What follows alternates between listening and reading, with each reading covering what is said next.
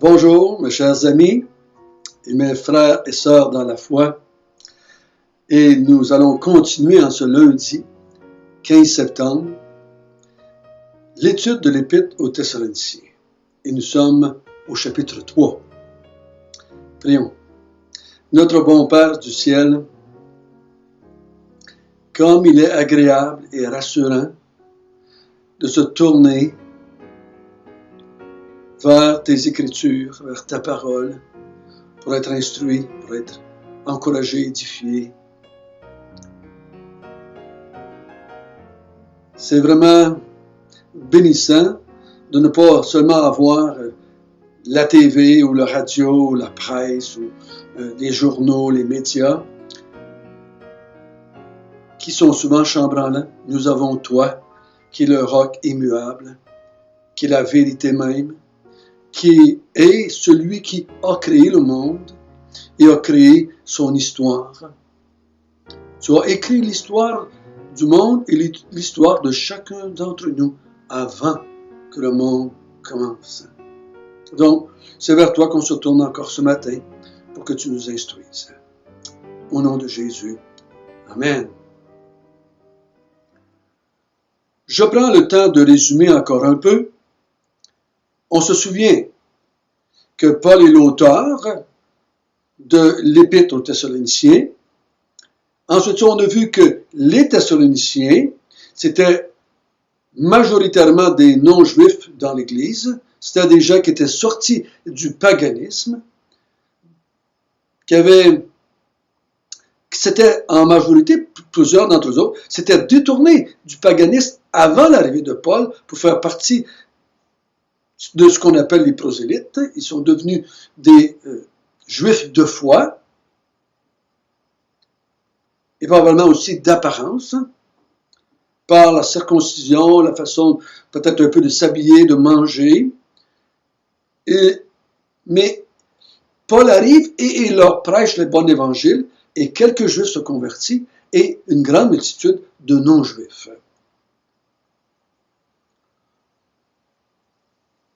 On a vu ensuite que Paul a dit « Je sais que vous êtes élus » et il dit pourquoi. Vous avez été élus parce que vous avez accepté les souffrances au nom du Seigneur Jésus-Christ avec la joie du Saint-Esprit. Votre foi s'est fait connaître en tout lieu autour de vous et vous avez abandonné les idoles pour vous tourner vers le Dieu vivant pour le servir. C'est pour ça que Paul était convaincu qu'ils étaient des élus. Ensuite, Paul parle de son ministère avec eux au chapitre 2. Il leur dit à quel point il a été honnête avec eux. Il leur a dit la vérité par rapport à l'Évangile, par rapport aux souffrances qui viendraient avec l'Évangile. Donc, Paul dit, j'ai été irréprochable dans la façon que je vous ai emmené l'Évangile et dans le contenu de l'Évangile. Et dans les deux chapitres, il termine en disant qu'ils attendent l'avènement du Seigneur Jésus-Christ. Il dit, vous attendez l'avènement du Seigneur Jésus-Christ. C'était une autre marque des élus. Et Paul, il dit, moi, j'espère qu'à l'avènement du Seigneur Jésus-Christ, vous serez là aussi avec nous. Parlant ici de ce qu'on va voir au chapitre 3, de cette crainte qu'il a un peu qu'ils abandonnent. Ensuite, au chapitre 2, on a vu ensemble que Paul a commencé à parler de la parole de Dieu qui agit dans les croyants. Et c'est pour ça que Paul aimerait pouvoir leur enseigner. Mais on a vu que le diable, Satan, l'en a empêché. Donc Paul, il a un désir, il dit un vif désir, d'aller les voir pour leur parler de la parole de Dieu. C'est ce que nous allons continuer à voir ce matin en regardant le chapitre 3. On va continuer à regarder encore ce sujet de la parole de Dieu dans la vie du croyant. Et on va voir cette fois-ci la parole de Dieu affermie. On va lire ensemble le chapitre 3, verset 1 jusqu'au verset 5. C'est pourquoi, impatients que nous étions et nous décidant à rester seuls à Athènes, nous envoyâmes Timothée, notre frère, ministre de Dieu dans l'évangile de Christ, pour vous affermir et vous exhorter au sujet de votre foi, afin que personne ne fût ébranlé au milieu des tribulations présentes, car vous savez vous-même que nous sommes destinés à cela. Et lorsque nous étions auprès de vous, nous vous annoncions d'avance que nous serions exposés à des tribulations, comme cela est arrivé et comme vous le savez. Aussi, dans mon impatience, j'envoyai m'informer de votre foi dans la crainte que le tentateur ne vous eût tenté et que nous n'eussions travaillé en vain.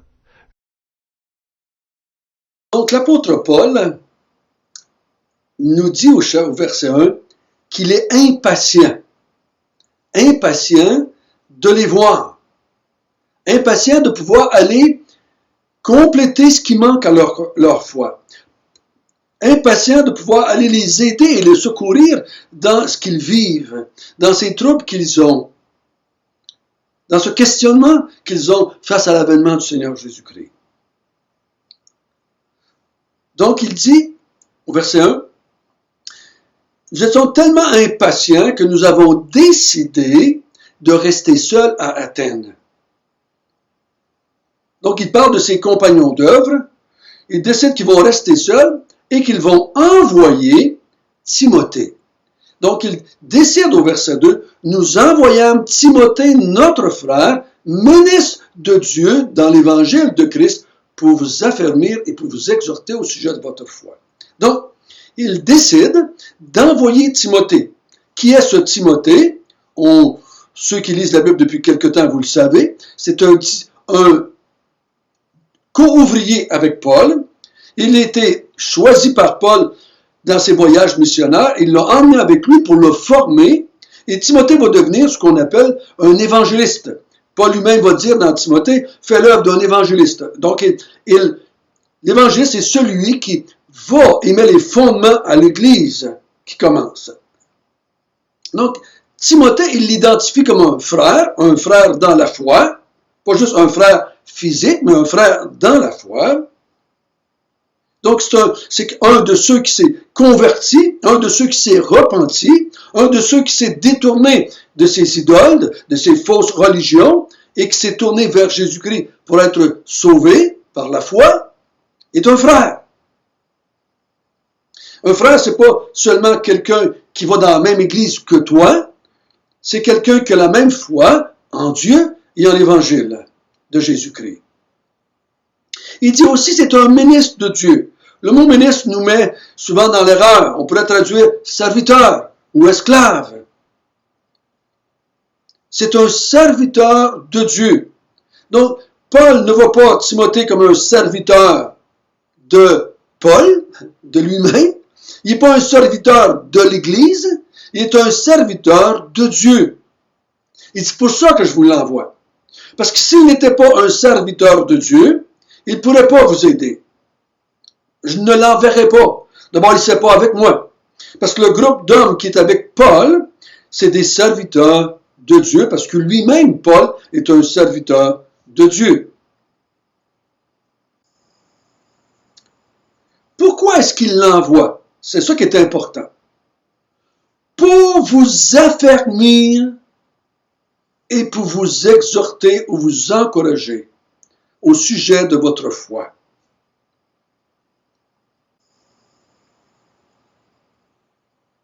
C'est pour ça qu'il les envoie.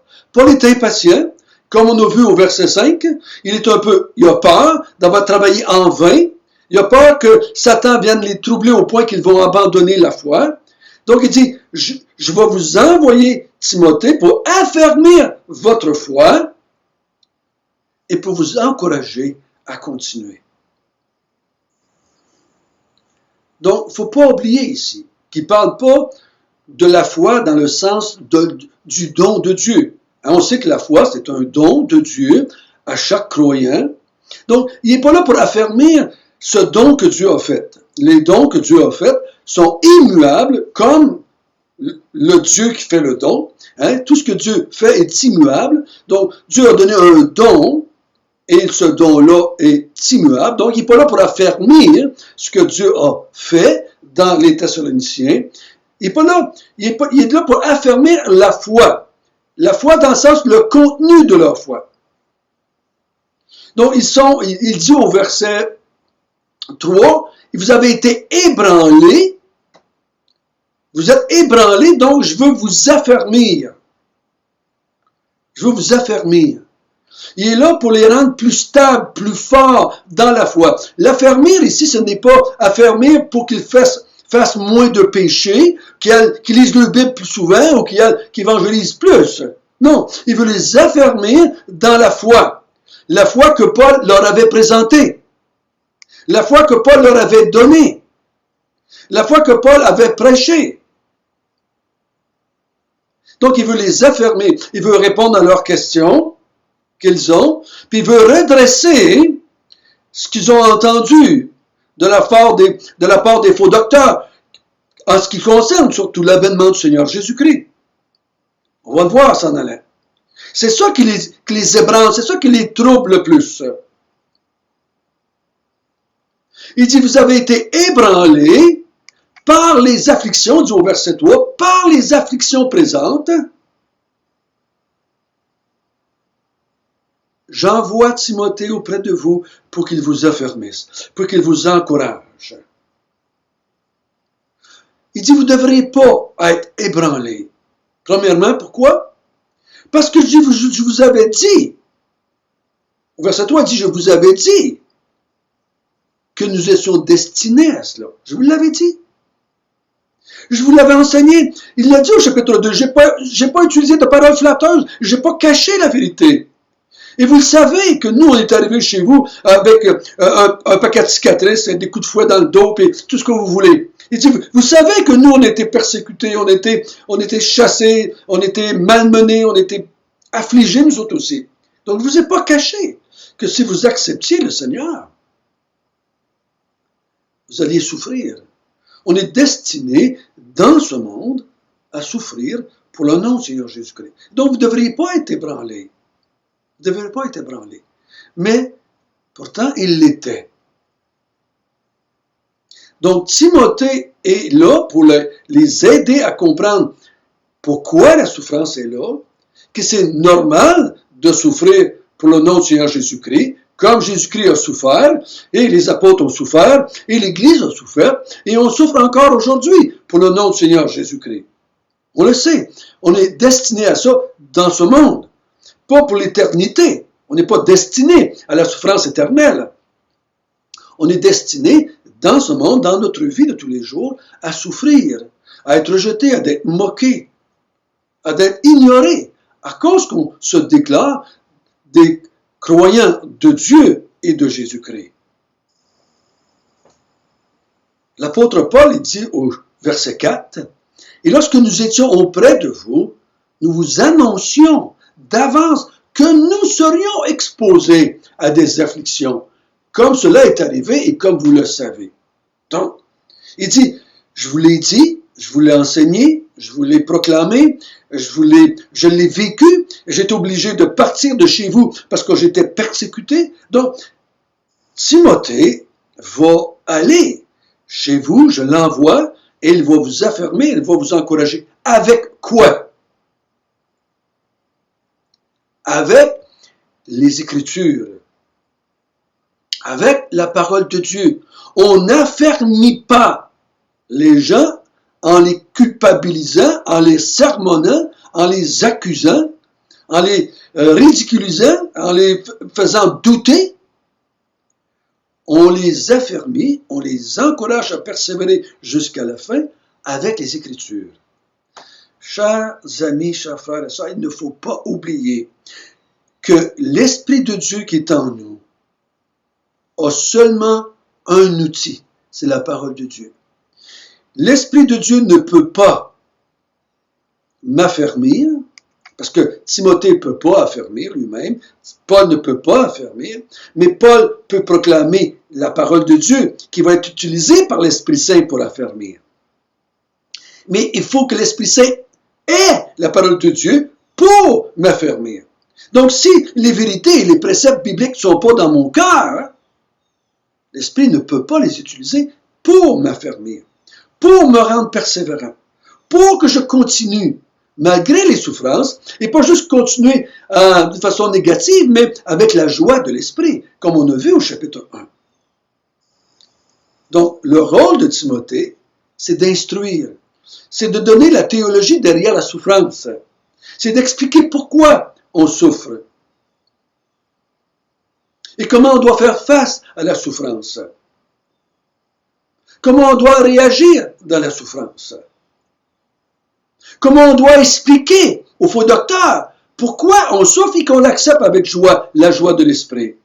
Parce que les faux docteurs, comme dans beaucoup de religions, disent que c'est pas normal de souffrir, que Dieu veut pas qu'on souffre, que si on a de la foi, on souffre pas, et que si Dieu nous aimerait, on souffrait pas. Voyez-vous? Ça, c'est les faux docteurs, les fausses religions, les faux mouvements évangéliques qui proclament que la vie chrétienne devrait être une vie sans souffrance et prospère, une vie de santé. Non, non. Il dit la vie, je vais vous expliquer, Paul, il dit Timothée va vous expliquer, Timothée va vous affirmer, Timothée va vous aider à comprendre que vous êtes destiné à cela. On ne peut pas l'éviter. On ne peut pas l'éviter, on ne peut pas le changer, on ne peut pas l'améliorer. Je vous l'avais dit au verset 4, et je vous l'avais dit que ça serait comme ça. Vous m'avez vu. Je vous ai raconté ce qui s'était passé en Israël, comment les Juifs avaient été persécutés aussi par leurs compatriotes. Et vous avez été persécutés dès le début par vos compatriotes. Ne vous laissez pas ébranlés par les faux docteurs, par les fausses doctrines, par les hérésies qu'on voudrait vous faire croire que c'est pas normal de souffrir en tant que croyant. L'apôtre Paul dit au verset 5, « Ainsi, dans mon impatience, qu'est-ce qu'il fait? Je vous ai envoyé Timothée pour m'informer de votre foi. Je veux savoir comment va votre foi. » Pas le don que Dieu avait donné aux croyants, mais le foi, qu'est-ce qu'il croit maintenant? Est-ce qu'il croit encore à ce que Paul avait dit? Est-ce qu'il croit encore à l'évangile proclamé par lui de la part du Seigneur Jésus-Christ? Il dit, dans la crainte que le tentateur ne vous ait tenté et que nous ayons travaillé en vain. Donc Paul qui avait dit, nous savons que vous êtes des élus. Maintenant, il dit, à la même gang, j'avais peur d'avoir travaillé en vain et que Satan vous ait tenté au point que vous ayez abandonné la foi.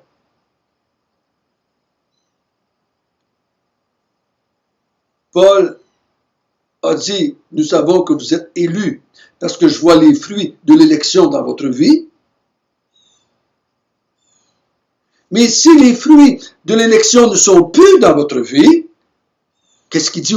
Je m'informe de votre foi. Est-ce que votre foi est encore là? Est-ce qu'on voit encore les fruits de la foi, les fruits de l'élection, les fruits de l'œuvre de l'Esprit en vous?